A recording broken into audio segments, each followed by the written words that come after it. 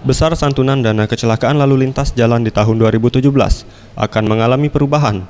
Hal ini berdasarkan Permenq RI nomor 16/PMK 10/2017. Menurut Taufik Adnan, Kepala Cabang PT Jasara Harja Sumsel mengatakan, untuk perubahan santunan korban meninggal dunia, caca tetap sebelumnya sebesar 25 juta rupiah, dalam ketentuan baru menjadi 50 juta rupiah, serta biaya penguburan dari 2 juta rupiah menjadi 4 juta rupiah. Dan di dalam peraturan baru ini, pihak Jasara Harja akan memberikan biaya ambulans sebesar Rp500.000 yang sebelumnya dana ini tidak ada.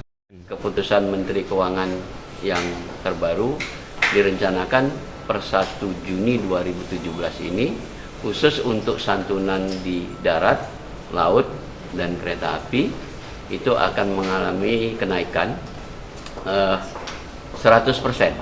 Jadi nantinya per 1 Juni 2017 untuk kecelakaan di darat, laut, dan kereta api itu menjadi 50.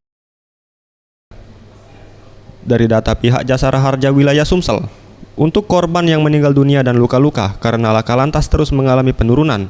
Dari tahun 2015 sebanyak 2.009 korban dengan total santunan Rp32.978.000. Di tahun 2016 turun menjadi 1.872 dengan total santunan Rp29.617.000. Farel Dwi Satria, Sriwijaya TV.